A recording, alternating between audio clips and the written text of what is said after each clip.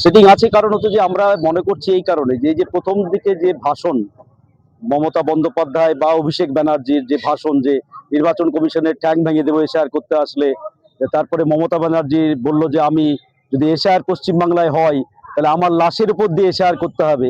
অথচ দাঁড়িয়ে আপনি শুনলে অবাক হবেন, দেশের স্বরাষ্ট্রমন্ত্রীর দপ্তরের রিপোর্ট হচ্ছে যে গোটা 12টা রাজ্যে যে এসআইআর হচ্ছে সেই প্রক্রিয়াতে সবচাইতে অ্যাডভান্স কাজ করেছে মমতা ব্যানার্জির সরকার, এবং সবচাইতে বেশি কর্মচারী এখানে নিয়োগ করেছে মমতা ব্যানার্জি।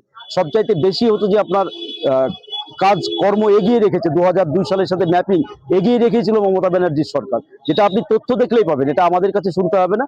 আপনি নির্বাচন কমিশনের এবং ওয়েবসাইটে এবং হচ্ছে যে রাজ্যের স্বরাষ্ট্রমন্ত্রী দেশের তার যে ওয়েবসাইট আছে, তার যে ডেটা আছে, সেখানে দেখলেই পাবেন যে অন্য 12 রাজ্যের থেকে মমতা ব্যানার্জির সরকার সবচাইতে এগিয়ে এসআইআর কাজে। এখান থেকে প্রমাণিত হয় যে আজকে বিজেপি আরএসএস যে কাজটা করতে চাইছে এই রাজ্যে মমতা ব্যানার্জি সেটা সবচাইতে বাস্তবায়িত করতে, সুচারুভাবে বাস্তবায়িত করছে, যা বিজেপির অন্য রাজ্যেও সেটা করছে না।